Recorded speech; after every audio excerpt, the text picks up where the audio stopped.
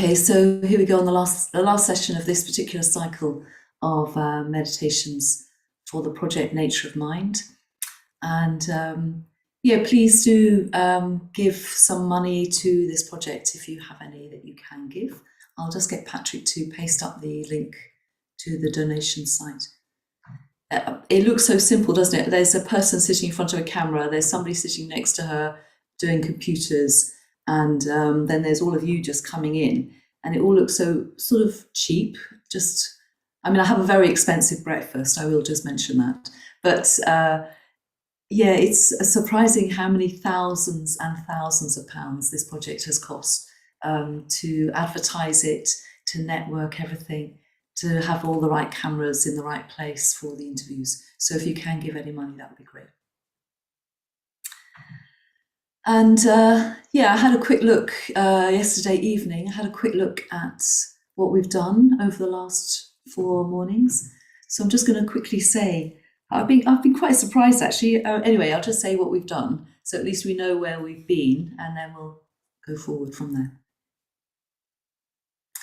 So this was based around this interview with Carol Bowman, and her talking about her research with children with memories of past lives. And she wasn't saying it was proof of anything, and she wasn't asking us to believe anything. She just wanted to tell us the stories that she had at her fingertips, as it were, in that research.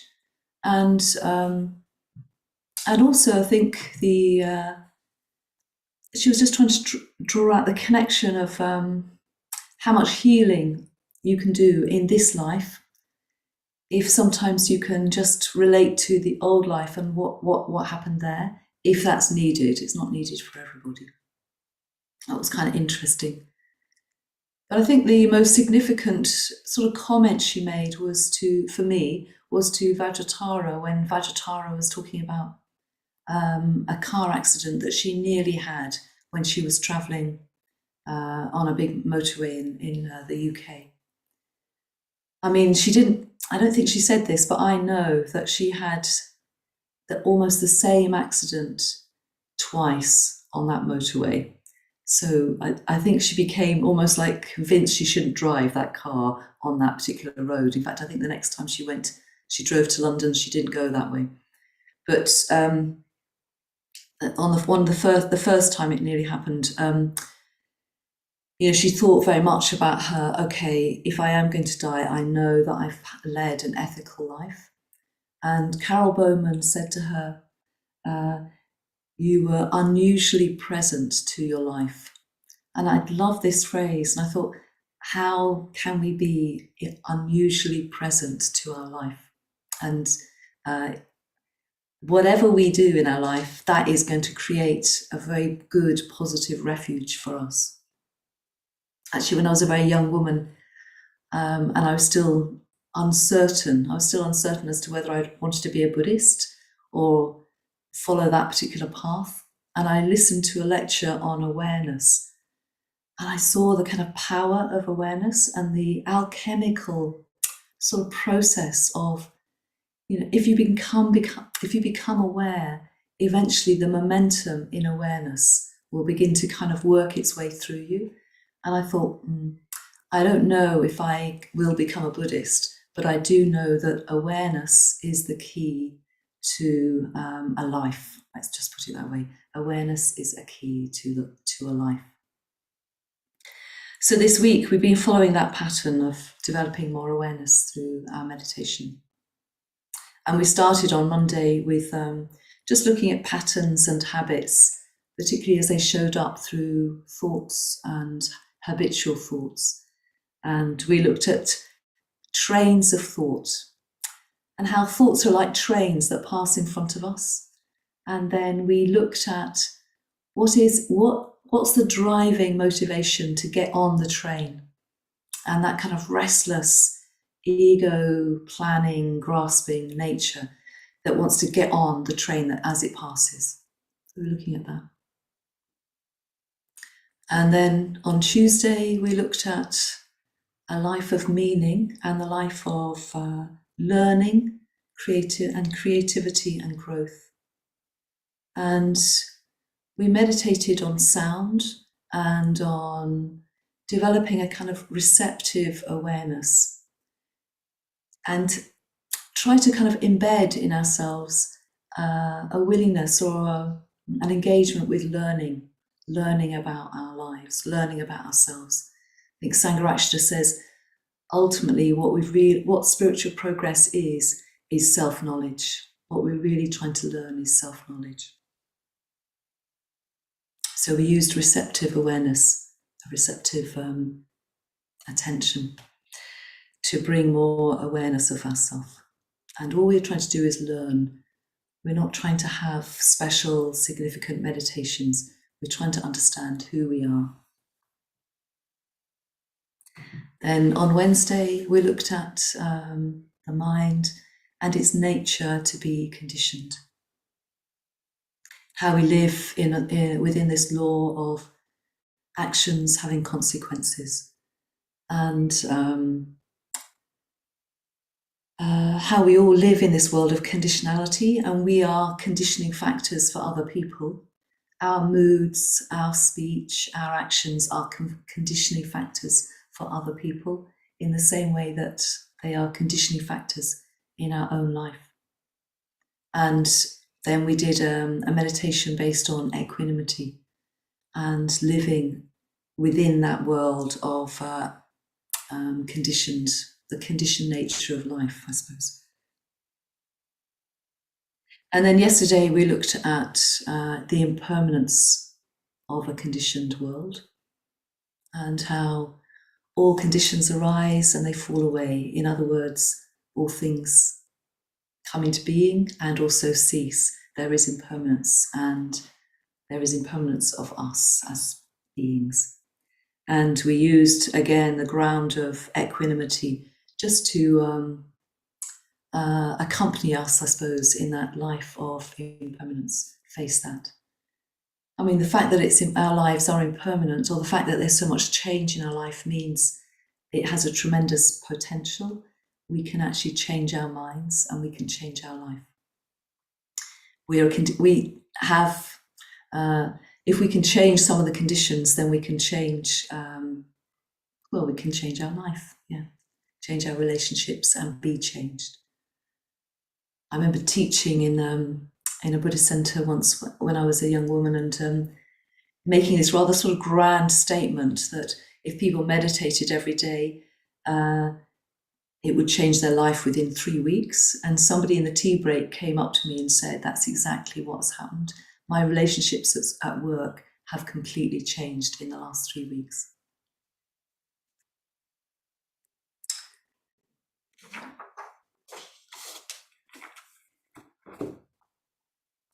And then because this original interview was based around children's memories of past lives, I got into this bit of a theme around death and the deathless, which I think other people wouldn't necessarily do this, but for some reason I did this. And so I started investigating a bit more what the Buddha means by the deathless.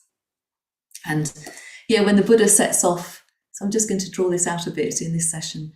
When the Buddha sets out when he's a young man to pursue the spiritual life, he goes off to pursue the life of an ascetic life that he sees around him. And one of the main goals around him at the time is the deathless, or is immortality. I suppose it's partly to face that whole law of impermanence. When you begin to realize the kind of impermanence that you're living with, you want to know, is there some way of stopping that from happening? And the Indians at the time were very much engaged in the deathless, the seeking after the deathless. So he goes off in search of that. And when he himself gains enlightenment and decides to teach, which is something he eventually decides, he doesn't decide to do that immediately. But when he eventually decides to teach, he says this phrase, "Wide open are the doors to the deathless," which I find totally thrilling, I must admit. They're like a bell for me. They sort of echo down the centuries. Wide open are the doors to the deathless. And And just in case you don't know this, once he was enlightened, he did not become immortal. So in other words, he still died. Like all human beings, he still died. So the deathless does not mean immortality. It means a quality of attention or awareness.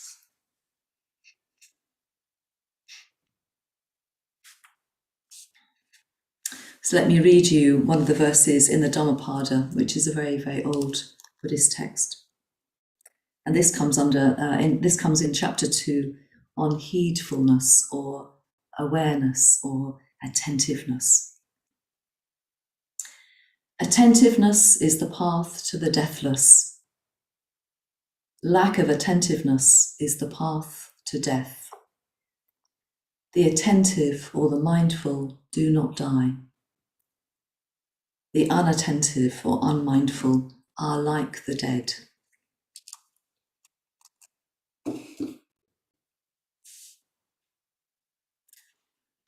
So we're just going to explore that sort of phrase this morning.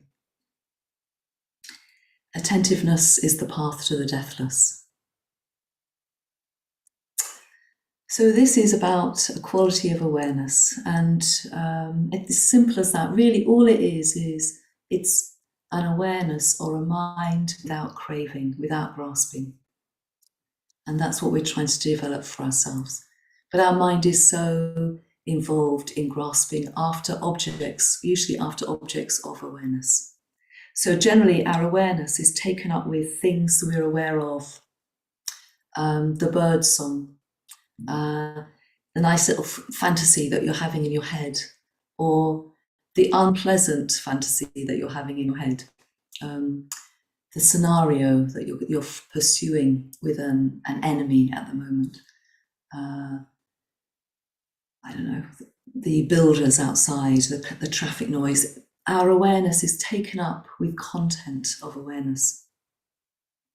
And then what we do is we're always leaning into it or pulling away from it. We're either trying to grasp hold of it or separate ourselves from it. We're doing this very strong sort of push-pull polarization of consciousness, subject and object, object and subject. So we're grasping after these objects of awareness. And actually the hindrances to awareness or hindrances to meditation is often caught up very much with content. So it'd be quite interesting for you to explore that. I mean, even when we get very sleepy in meditation, the kind of energy is quite low. Just see if you're caught up in the content of being asleep or the content of closing down. What is it that you're caught up with in that moment? Just see where does the awareness want to go? Where is the mind caught? Where is the mind grasping? And it's more easy to see that when it's in craving or hatred.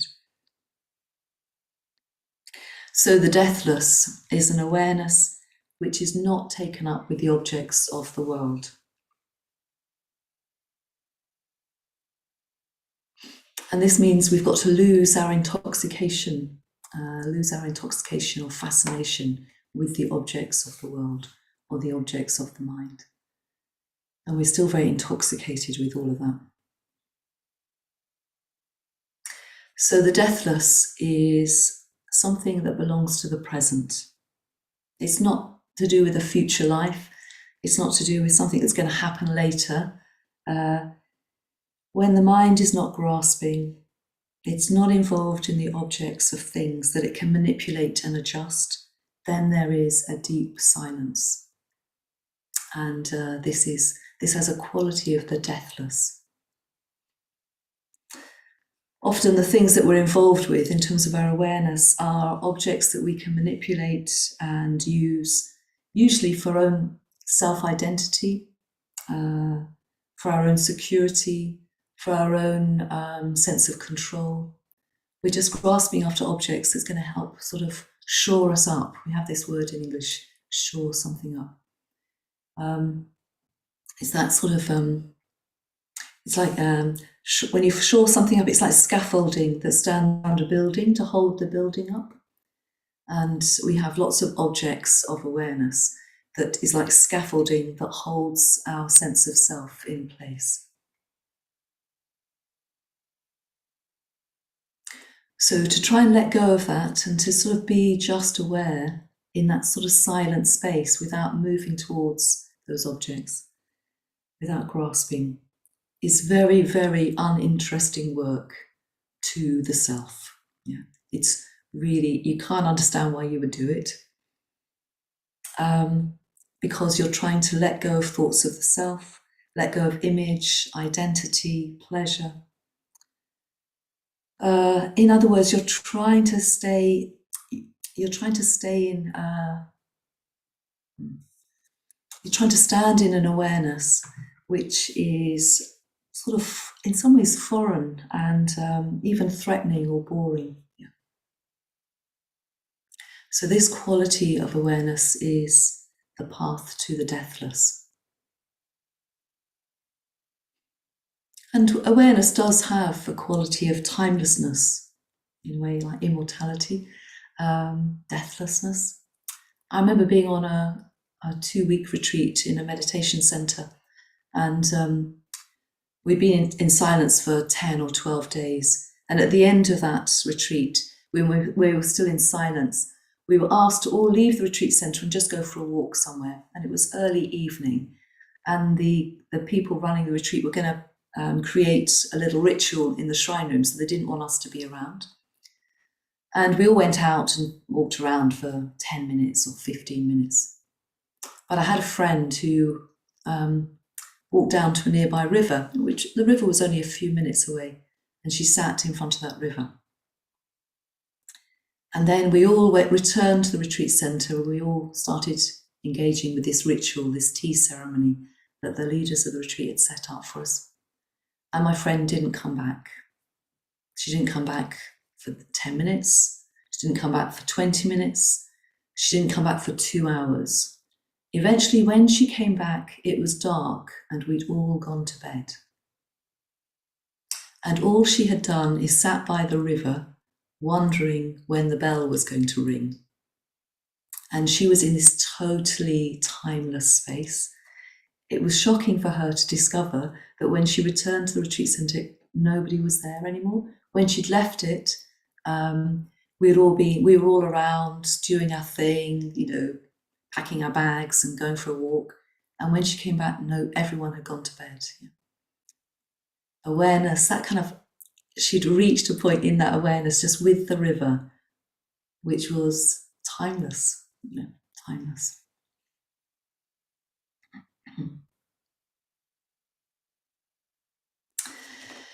So that kind of awareness has a quality of release, and it releases us from this grasping or this craving that we get used to living with.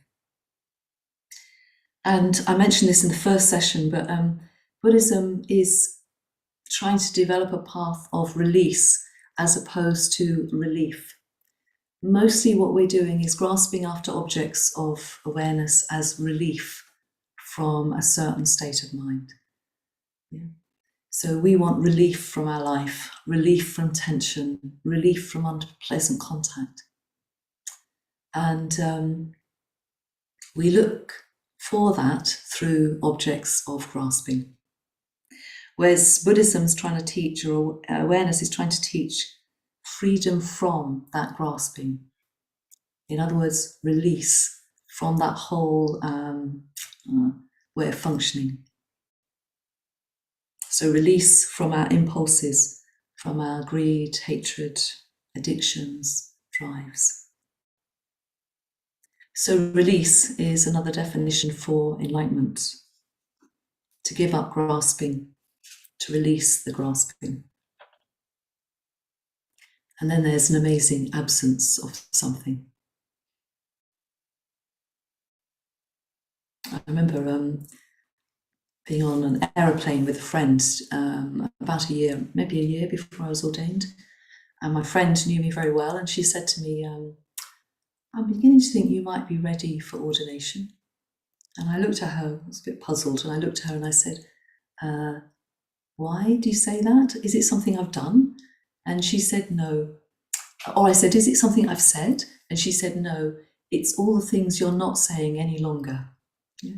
So I'd been released slightly in that moment from the normal habitual sort of grasping or kind of momentum that was in certain mental states. And she had noticed.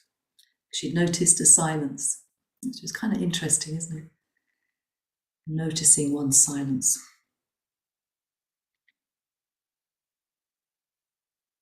Yeah, and silence has got a lot of different layers to it. You know, we can be silent in terms of how we move around the place. We can be quiet, and we can bring awareness, attention to how we open doors or talk to people. We can bring a kind of quality of quietness to it all. But we can still be very, very noisy on the inside. And then can you create an inner silence for yourself? And then can you take that deeper and further into yourself?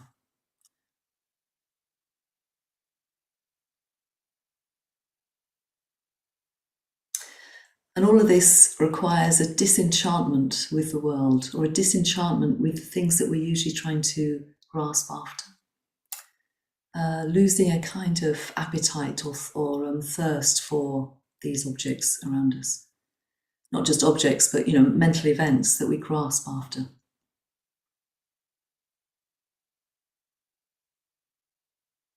There's kind of interesting processes that we can sometimes be very in a particular mental event quite habitually, and then one day we begin to realize we ourselves feel bored with that mental event. Like we ourselves feel bored with our own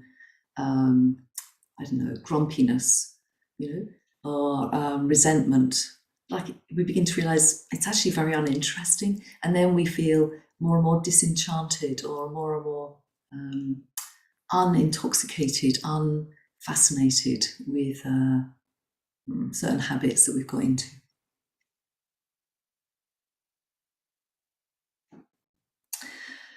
So eventually our awareness creates its own momentum, and this really, really is a beautiful place to be, when awareness and learning about oneself has its own momentum to it. And what this means is that your mind becomes more and more ready for receiving reality. How amazing is that? There's this beautiful phrase in Buddhist teachings called the Kala Chitta, the mind made ready. So as we are grasping after kind of external things or internal things, then the mind becomes more ready to receive the Dharma. We have more at our fingertips, or more in our being, this Kala Chitta, this mind made ready. And you can think of it a little bit like pure white cloth that's ready to take the dye of awareness, the dye of the teachings, the dye of the Dharma. Dye meaning colour. How do you dye a piece of cloth? How do you let the colour soak into the cloth? You need a very pure, clean cloth to take the dye.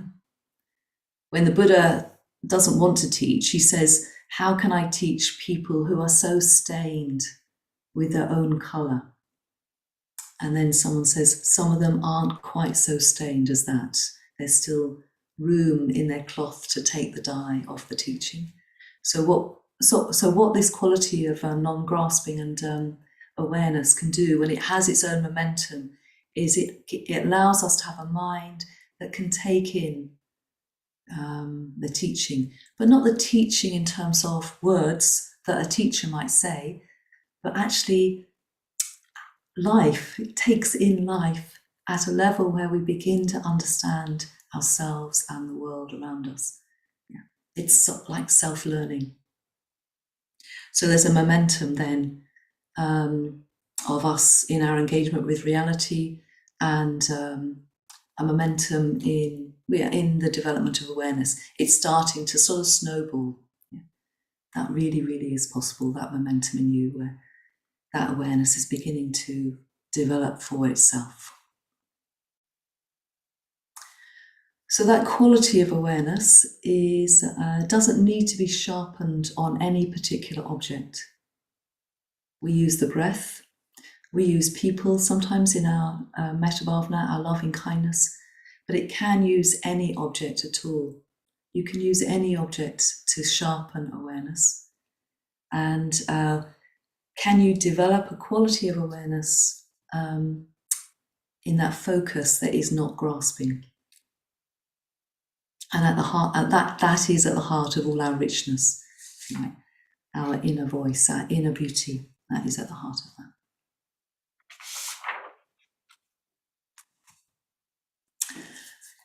Okay, so I'll just lead us a little bit in some meditation. I don't quite know what I'm going to do, but I'll do something. And we'll sit for about 30 minutes. And then I'll do a short reading from Sangharakshita. And then some people I know will leave, and then we'll just take any questions, and that'll be our last session together. Great. So just settle yourself down in your room. If you want to open the window so that there's a bit more sound around, you might want to play around with that as content.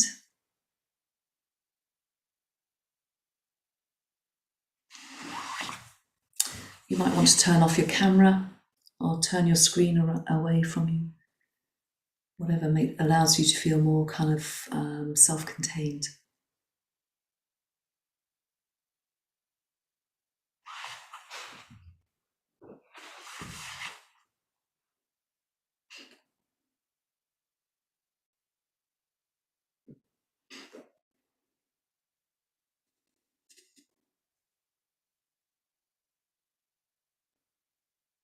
Just coming into the physical sensations of just sitting here. Letting all the words just fall away.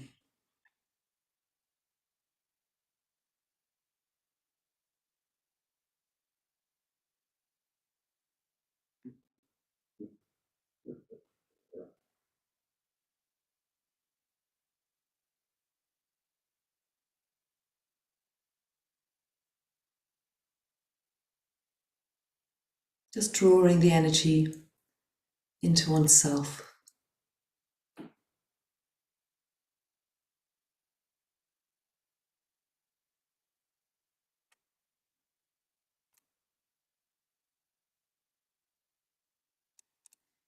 Just feeling the energy just settling quietly.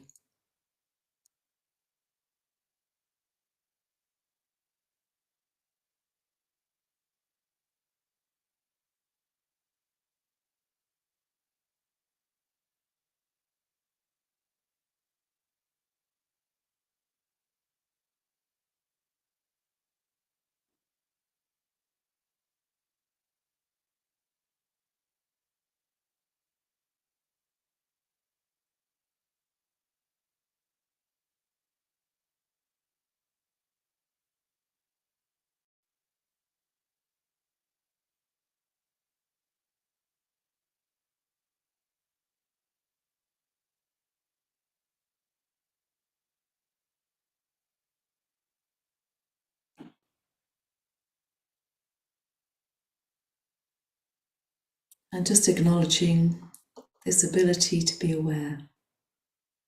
We have a natural ability to be aware, but that can deepen and broaden until it becomes a key of life.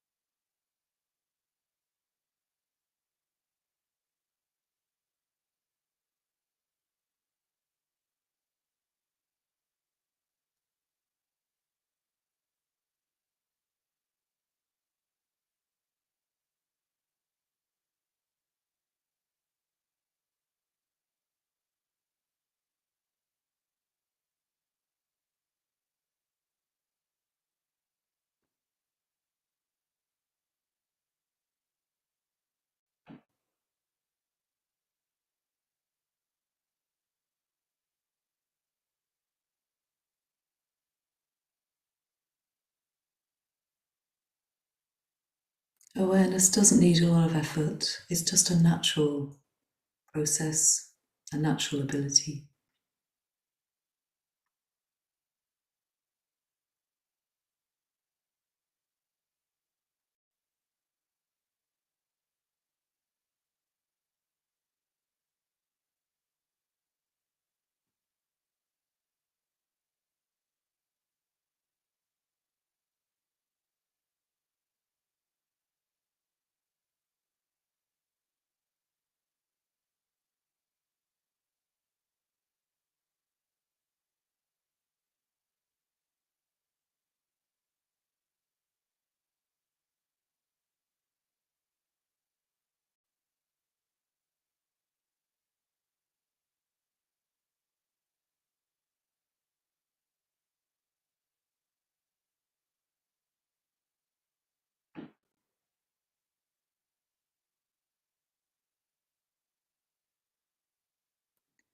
And just taking into your awareness your overall experience of yourself. Physical sensations, say sensations of sound, of temperature, of contact.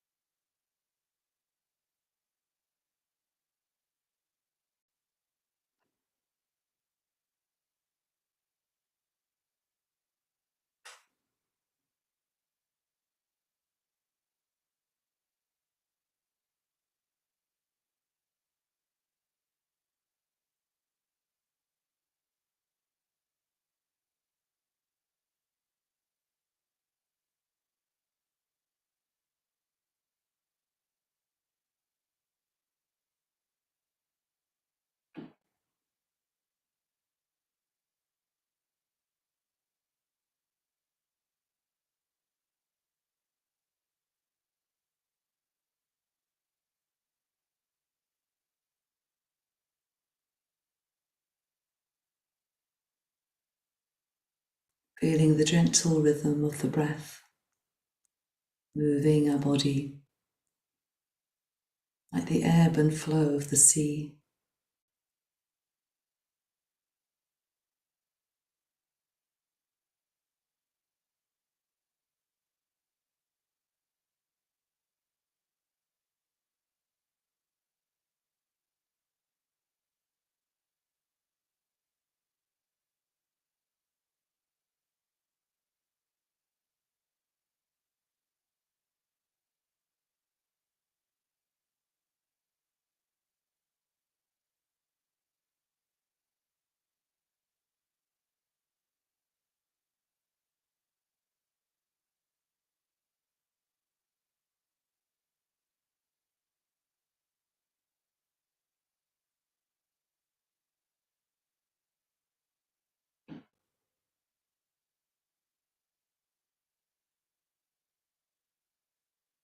The sound of our heartbeat in our ears.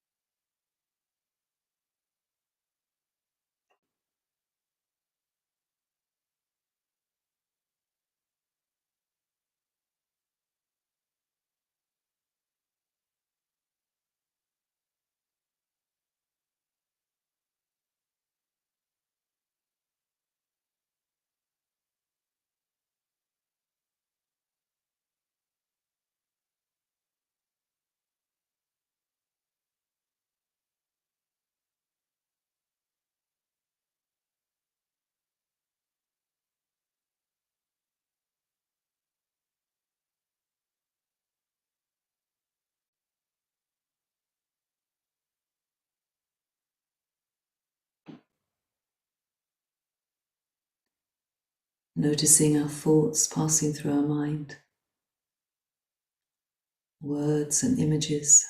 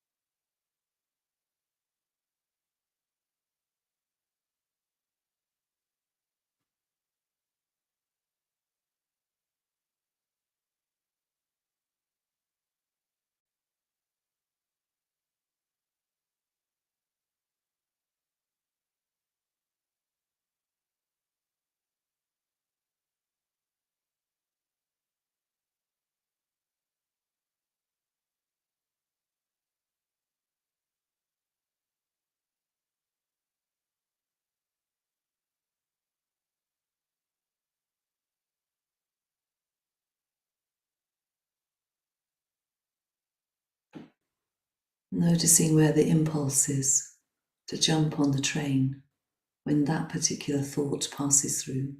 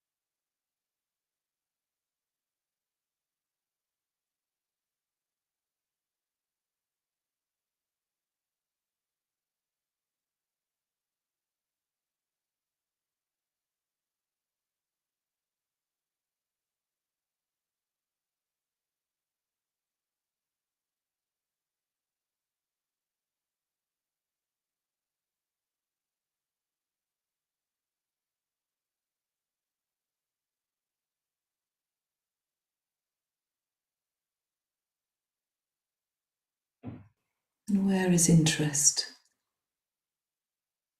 Maybe there's interest in the breath and awareness of the breath, or with our thoughts, or the sounds around us. Just allowing interest to take our awareness with it.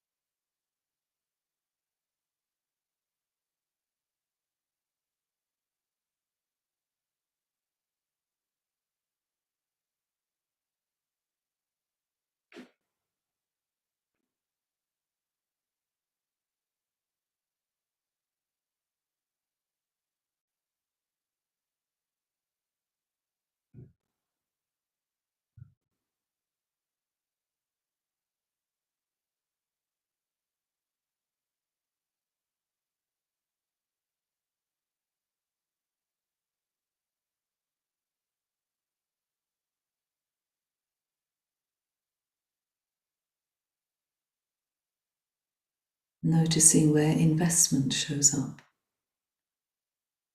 where we begin to invest or grasp after particular content.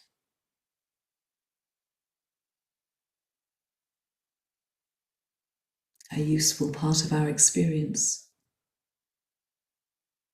that serves ourselves.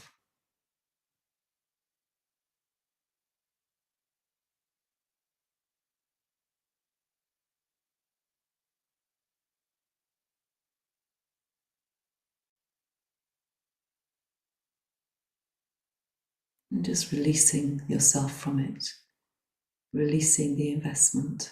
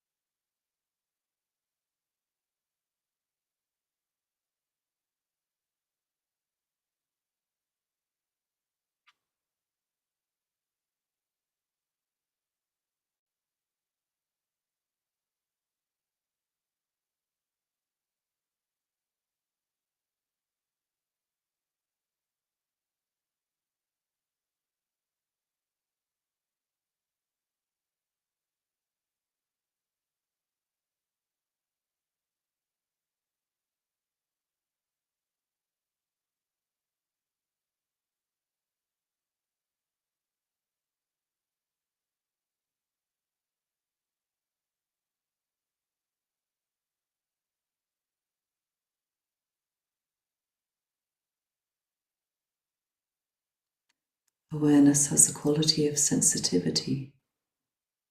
Where is that showing up right now?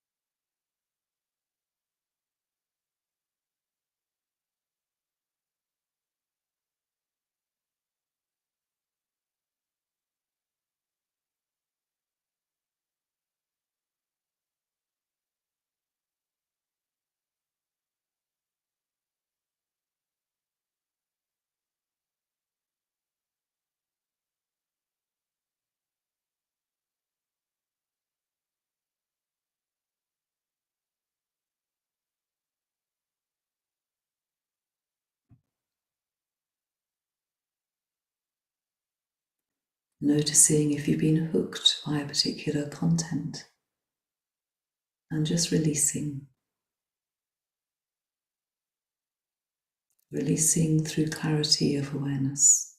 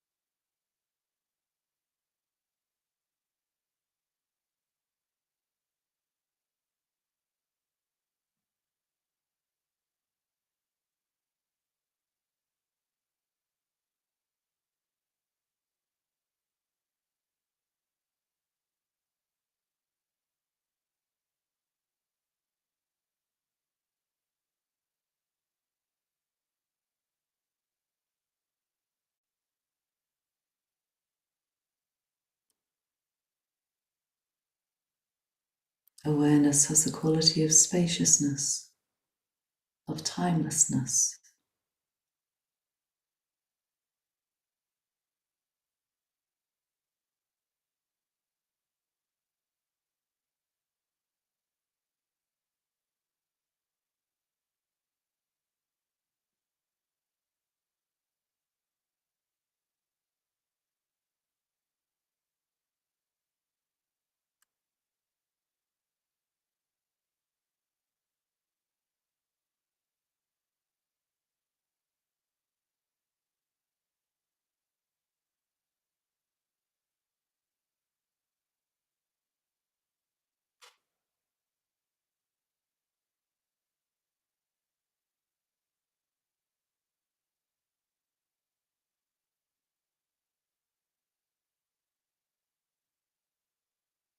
A patient understanding of our own confusion and grasping.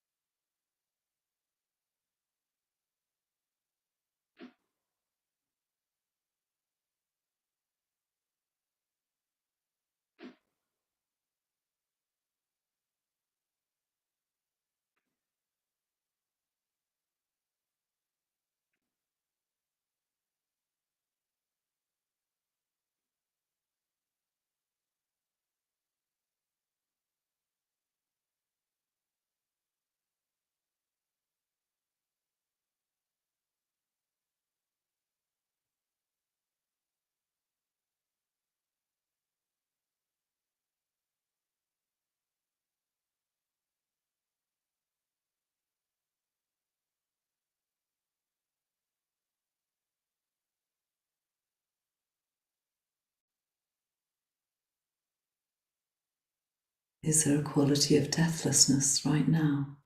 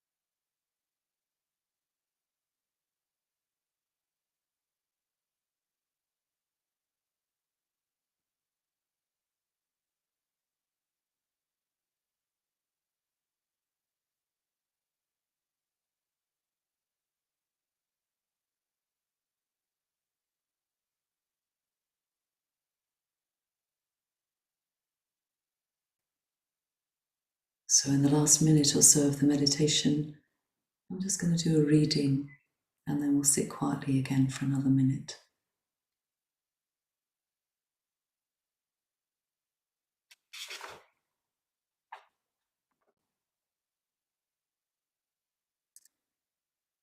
Usually we get bombarded by all sorts of influences and impressions, which have an unfortunate effect upon us.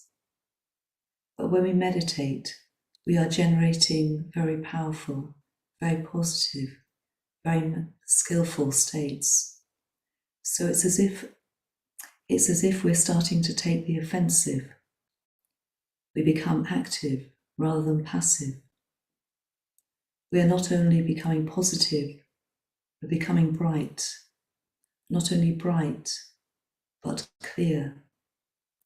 It's as though we are no longer under the influence of the things that surround us, but that they are under our influence. We are like the radiant lamp dispelling the darkness. There is a heightened positivity and a stronger experience of individuality.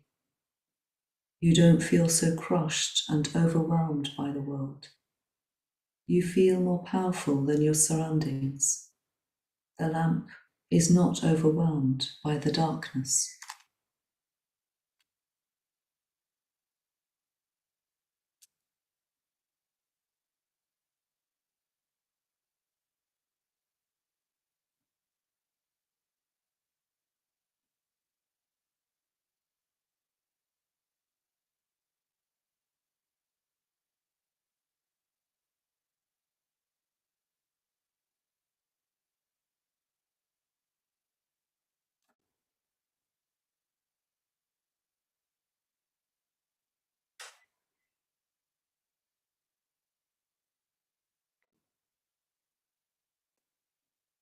Now, in your own way, just drawing the meditation to a close.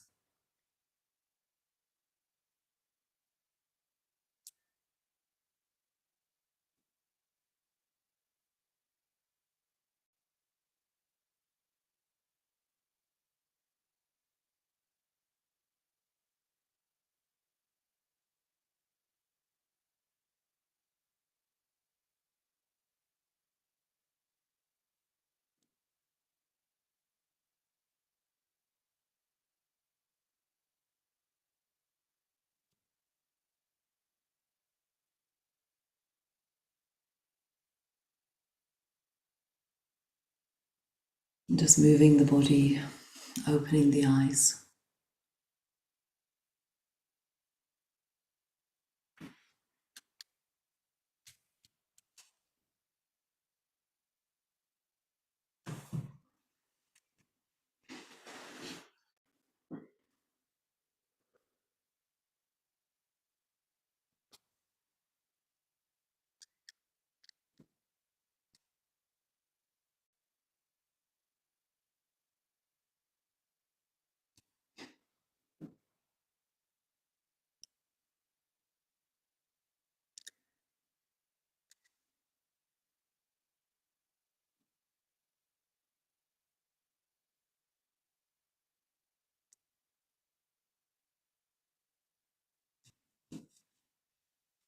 So I know some of you will need to leave and go on to work or go on for the rest of your day.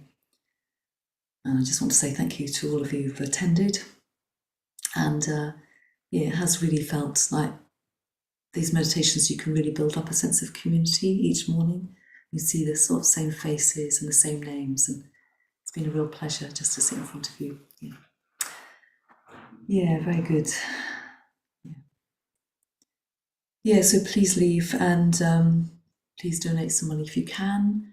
And if you want to come on retreat in the next few days, then myself and some of the people from the Nature of Mind project will be running a retreat from Wednesday at Adhisthana.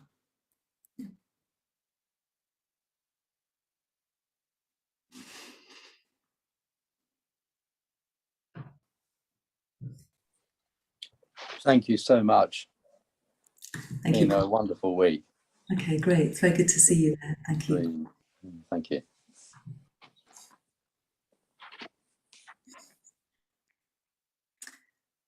So any questions or thoughts about anything?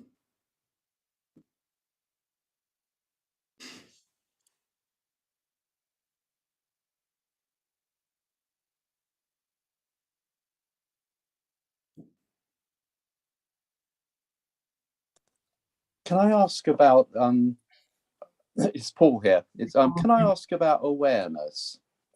I have a sort of I know. Right, okay, go on. Ask me about awareness. Should I just stop now? Yeah. It's such a, you know, sort of, it's completely intangible, isn't it? And yet it's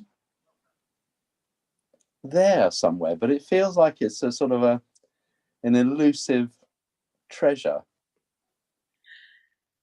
I can see you grinning so much. Yeah, no, so I mean, it is an elusive treasure, but maybe it's just that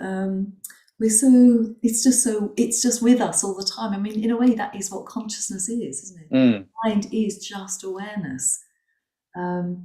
So it's the functioning of a mind and functioning of consciousness. You know, when you know that you've got a mind, it's because you know you're being aware. Do you see what I mean? So yeah. You're trying to look at something that's behind. You know, it's like you're trying to look at your forehead. If you see what I mean, yeah. Maybe it just can't be seen in quite the same way. It's more just an embodied sort of experience of knowing and sensitivity and clarity. But I mean, you could think of yourself, okay, so, and just using one of the techniques, Paul, you could think, well, why do I need, what question am I really trying to answer for myself? And then why am I trying to do that? Yeah. You see what I mean? Yeah. So it's rather than trying to have I often feel that I'm trying to have a intellectual understanding of awareness, or a thinking understanding of awareness, whereas I feel that awareness is before thinking and after thinking.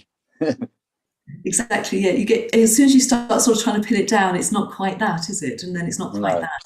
So, but maybe you've got an emotional sort of drive or kind of incentive to sort of know something in a particular way, and you could, you know, it might just be that when you walk around and think, how do I know that I'm being aware? It's because you've got a more spaciousness in your stomach. It's got nothing to do with articulated in words. Not up there, yeah. Yeah. Okay, thank you very much. Right out, anyway. Thank you.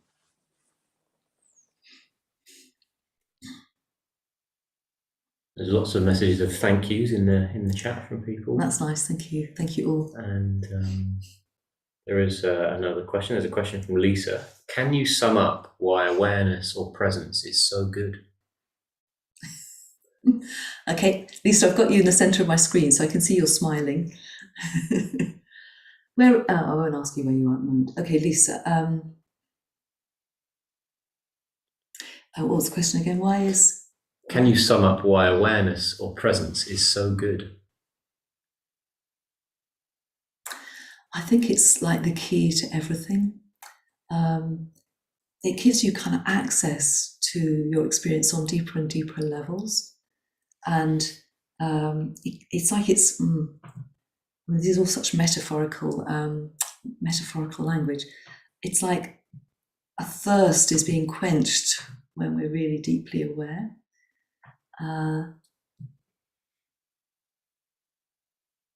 And it's like you're building on a natural skill, a natural tool, but you're allowing it to grow and move into areas which I don't know what to say. It's just like it's tremendously nourishing. I'm not sure if this is answering quite the question you're trying to get to, if you see what I mean. Why is it so good? Or why is presence so... I mean, presence is just like an ability, an ability to be with the other person, to be with yourself, is to be more sort of in them, is to be there without your own narrative dominating the situation. Yeah.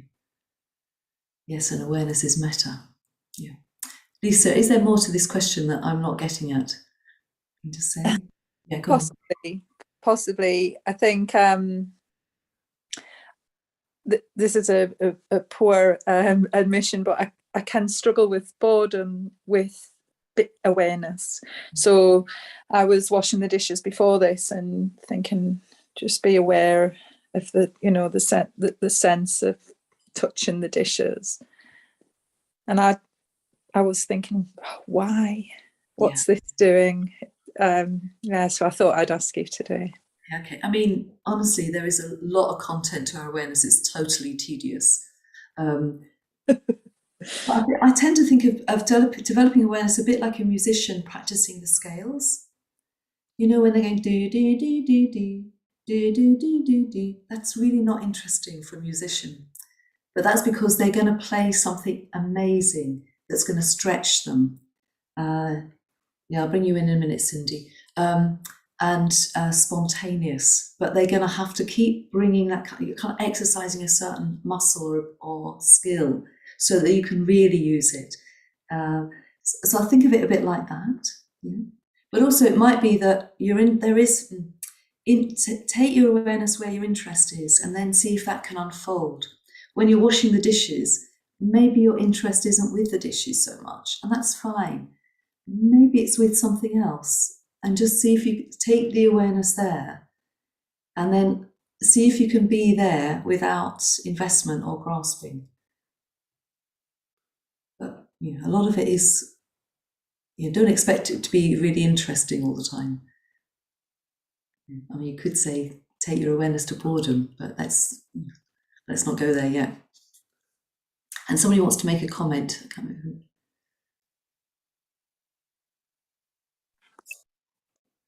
Yeah, I'd like to pick up on Amy's comment, which I was thinking at exactly the same time, actually. She said awareness is metta. And there's some, I don't know if you agree with this or whether it's all the time or I'm just picking up on the bits I like, which I tend to do. But it feels as if there's a tenderness to awareness. There's a joyfulness. And I think sometimes the boredom or that you're talking about, I think sometimes it's almost if you're trying too hard, but if you go back a little bit more, a bit less, then there's a bit more joy in it. Or is that just my craving for everything to always be nice? No, it's fine. I think it's good. It's just very interesting, isn't it? How to talk about these things. I'm just listening to you. Like you're saying, you did a little sort of 3-point turn. I think if you go in a bit more or a bit back or a bit less, and then you do a sort of 3-point turn because we're all trying to work out what it is, but it's much lighter and sort of, like you say, it's got an ease to it. And maybe we don't need to sort of worry so much about it. I think the washing up really is a point, because sometimes you're trying to be aware. You're trying to be aware when you're washing up, and as you say, it sort of feels clunky and a bit hard work. But I've noticed quite often recently, I'm washing up, and I'm absorbed in it, I think this is the most lovely task. And it's almost when you stop trying to be aware of something. Yeah. It's nice because you and Cindy, you're right next to Lisa on my screen here, if you see what I mean. So it's quite nice. It's like the two of you having a conversation. So, well, we can all play around with this and see where the joy is, and just go with the pleasure, go with the joy. Why not? Yeah. Thank you. Any other questions or thoughts? There's something from. There's a few more things. There was actually a comment from Cindy saying, I think the word investment is very helpful as it's less judgmental and lighter to play with. Yeah, so investment. Notice where the investment shows up. I remember thinking once when I went to visit a certain situation, and it was very, very hard work. And I was in conversations from like 8 o'clock in the morning until 11 o'clock at night with people in the teams and things like that. And I could feel my mind was being changed. I could feel my mind was becoming more and more spacious and more at ease. And I thought, why is that? And I realized it's because I'm engaging without investment. And it was very, very hard to do for my own project. But when I was visiting another project, even if I was extremely busy and engaged, because I wasn't investing, my mind was becoming more and more spacious. So that's very interesting as a process. How does one engage without investment? Patrick's just having a little moment. Any other questions or thoughts? Yes, there was something from Amy. Do you think one has more of a tendency towards one of the poisons? My mind is riddled with greed, hatred and delusion too, so boredom is a challenge. Yeah, well, we do have certain habits and tendencies and preferences, and boredom. I mean, I don't know how extrovert Amy is, so I sometimes think sometimes Very. very, very extrovert. Okay, very extrovert. Yeah, so it's so difficult, this meditation lark, for an extrovert. I remember having a meditation review with somebody, and they were reflecting this back to me because I was an extrovert and I was getting more and more bored in my meditation. And then they said, if boredom's there, then actually it's almost as if you're on the way to something else happening. But it's like staying with it. And then something else did happen after they said that to me. But I think also just like maybe just being aware we've got characters and we've got personalities, and there are activity which really allows us to become more focused, more spacious, more aware, and that will be different for different people. So I can go into a situation and talk and be engaged in a team for several days running, continuously from 8 in the morning until 11 at night, and end up with a spacious mind. Not every person can do that, yeah. And some people would reach a threshold and boredom quite quickly in that thing. And some people can sit in meditation for 8 hours and be interested. Really? Yeah, I'm not wired up like that, but I can see, like, it's very interesting teaching on this here in these mornings. There's quite a lot of things that I've got to say and do and everything. And it's very difficult for me to sometimes leave meditation because my mind is so spacious. And I think, it's just a classic because I'm in a sort of flow and sort of spacious flow in being, that's the only way that's how I have to be to teach. But that isn't like that for some people. Do you see what I mean? Anyway, but boredom's an interesting area, and people would say once you start hitting boredom, then go underneath that. There is something else there, and there's real richness there, if you can. Yeah. And do it with metta, with kindness, and not maybe just noticing the content that you're investing in. Boredom's only complication in our lives because we've got something invested in thinking it should be a different way. Yeah.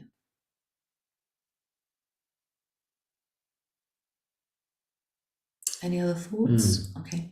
There's a few more things in the chat. Here's a comment from Natasha, which is on this theme of we take any train, and what is that energy? She says, here are my reflections. I'm way into menopause. I have poorly parents. I'm about to become a granny within a few days. I'm very aware of impermanence. I feel this is part of my wandering mind. But this should throw me into concentration, shouldn't it? So the reason may be a lack of faith in either meditation or myself.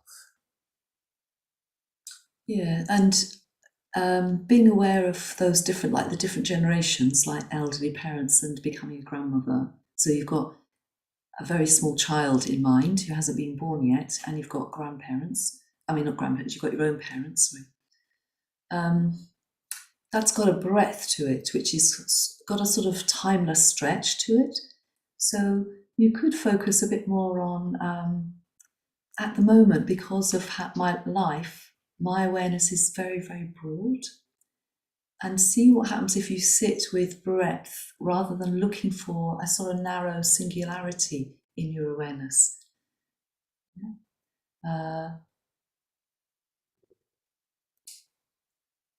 Just allow your awareness to have quite a big field to sort of run around in, rather than think you've got to corral it into the corner of a field and be aware of just this one thing, of one aspect of your life.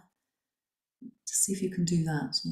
And take your awareness to that content. Like, if you're thinking of your daughter, maybe, who's having the baby, she'll come to mind. Take your awareness to the daughter, or your thoughts about your daughter, or take your awareness to your parents, and feel that, just that movement of awareness, and let the awareness have a kind of rich quality to it that's sort of spacious and interested, but not singular.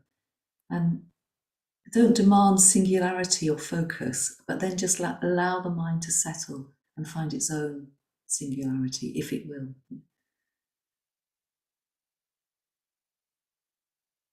If that helps, Natasha. Thank you, Saddhanandi. It's very helpful. Okay. Very helpful. Yes. Okay, good. Yes. I can definitely use that. Thank you very, very much. Yeah. Sometimes I think awareness has got some mythic sort of dimensions to it. I sometimes think awareness can be spaciousness through time and spaciousness through space, and you can play around with that. Okay, anything else? Yeah, a few people are asking for a link to, what they're calling the poem, but I think it might have been an extract from Bante's writing. Yeah, it's just a quote from Sangharakshita. It's in it's from one of his seminars on Milarepa. I obviously do have it as a piece of. I have it as a text, but I can't put it onto Zoom. No, can sure. I can't do anything with that. What's the name of them? Do you know the name of the Milarepa? I think if any of you've got access to Sangharakshita's complete works, books, volumes, go into the Milarepa ones, and then I think it's possibly which is volumes 18 and 19, and look up in the index lamp.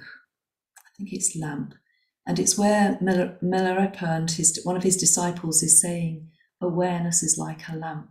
And then Milarepa is unpacking that. And then Sangharakshita is unpacking that in terms of awareness being like a lamp. And this is where he starts talking about us taking light, being a light that isn't overwhelmed or overpowered by the darkness. I think it's in that area.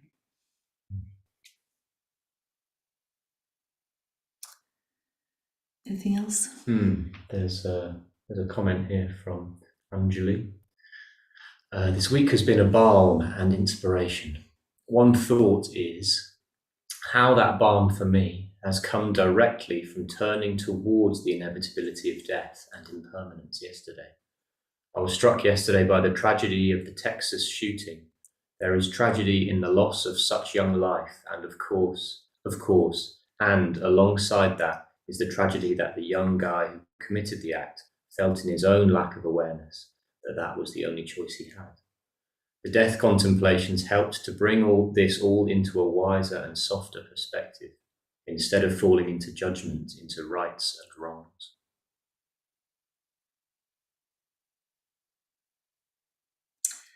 Yeah, it's very good, isn't it? I mean, the thought of impermanence and death is a very leveling sort of quality to it. All of us are in the same position. And, do not underestimate the power of what we're doing here in terms of having an effect. Yeah, so thanks for those reflections, Anjali. And just, if you're, thinking about that story on the motorway, if you see that there's been an accident, sometimes I've passed an aspect of motorway where the other side of the motorway is closed, and there's been a fatality because of that. And just bringing a certain kind of consciousness or awareness, just calling to mind, who knows what effect that's going to have on consciousness. There's it's just going into a different space now. I remember being on a retreat. I was part of a team running a retreat, and I'd gone into the village just near that retreat centre and met up with somebody who I knew lived there. And she told me that her and her young family were going to go to a funeral in a few days' time. So I'm seeing what is the opening.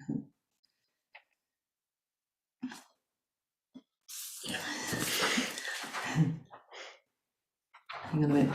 Do you want to just carry on? Or shall I carry on? Yeah. Do you want to? I'll just type it in. Yeah, Patrick's going to see if he can type up that quote. Okay, so he's going to see what he can do in the chat. It's quite long though, so just skip anything that just seems sort of not very relevant. He's just doing that right now.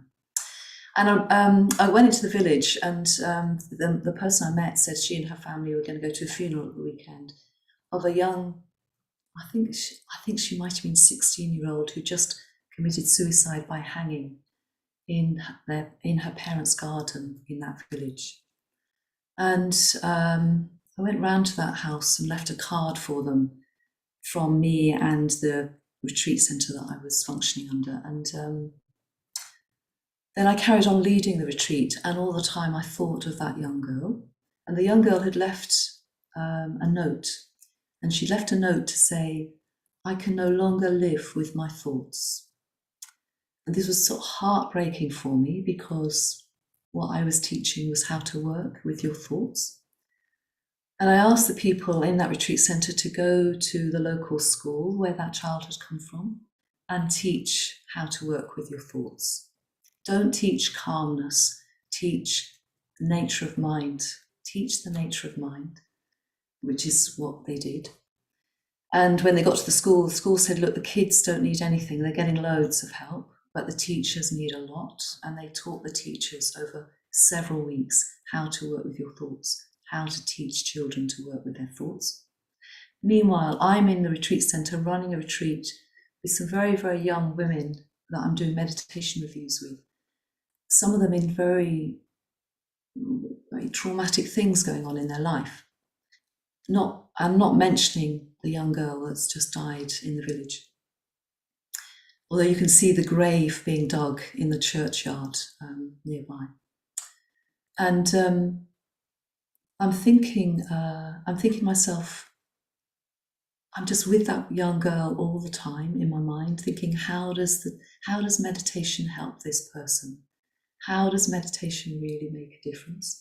And I'm thinking about her a lot in all my conversations with these other women in front of me. Anyway, I'm working with a team of women doing this retreat, and then I leave the retreat centre to come back to Adhisthana, and they carry on running another retreat. And another team member joins them and goes into the bedroom where I've been living for a week. And they come in, they leave the room, and later I'm told, many years later I'm told, that team member goes into the team and says, what is going on? This room is full of a young girl. Okay.